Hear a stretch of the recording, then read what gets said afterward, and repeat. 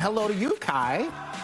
So spring is fast approaching, and pet owners everywhere are planning to spend more time outside with your loved ones, right? Your four-legged loved ones. That also runs the risk of the pets getting loose. Right. So here to help teach the life-saving skill of getting your dog to come when called is Juliana DeWillems of JW Dog Training and Behavior Consulting. It's good to see you. It's so great to see you, Holly, and be here. And in the essence of full disclosure, I didn't know it was actually her coming in, and our paths have crossed before, because who's the cutest client you've ever worked with? Oh, there's this doodle named Lucy. I think it's just so Juliana helped us with Lucy, and I'm here to report, Juliana, that Lucy is still cute as ever. We have video of her. I'm not so sure she comes when called, but I think that error probably has more to do with me than her. So and you're saying it's user error. It's user error, and so there's Lucy on her walk. Oh, that's so cute.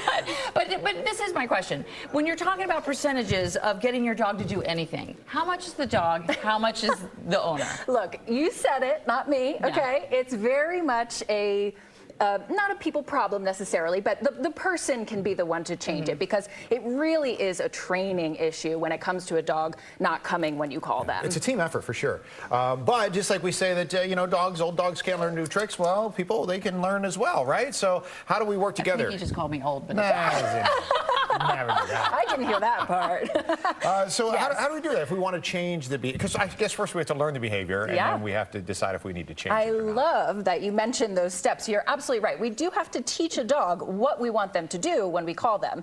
Now, one big error that people make is that they say come over and over again, and they've never actually taught the dog what it means. And at this point, the dog has a long history of maybe ignoring the cue. So one of the best ways to teach a strong recall is to actually come up with a new word. A new word that means, oh, Kai, come here, Papa.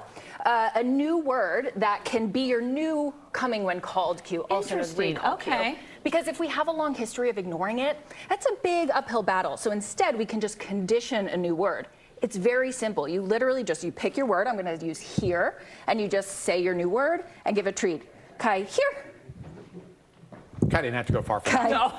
But well, Kai was roaming before though, and we responded. But that might also help if you're like at a dog park and everybody's yelling "come" or something like that, you know, and you want your dog to come to your voice. A unique word is a great idea. Here. It decreases the chances that we overuse it, because one other important part about recall is that we always give a treat after we say our word when our dog comes to us. And you noticed... Oh, so that's why you were doing it each time, even though he was already H-word. When you said it, you would give the treat. Exactly. I'm actually not wanting any distance at this first step. You know Pavlov's dog, as soon as they hear the bell, they start salivating. That's what I want Kai to do. I want him to hear the word here and immediately say, ooh, I love that. See how his ears perked up? Yes. So then how long until you transition to the time where maybe you don't have something to give him, but you still want him to respond to it? So I'm so glad you bring that up, because for most behaviors, we do want to move maybe towards real life rewards, you know, whatever your dog finds rewarding in that moment. But for coming when called, because it can be a life-saving behavior, we want to reward every single time. We want our dogs to trust that if they choose to come to us when we call them, which we often are calling at times when they're having a great time, they're having a lot of fun, you know, and they don't want to necessarily leave. And so if they make that choice to come to us,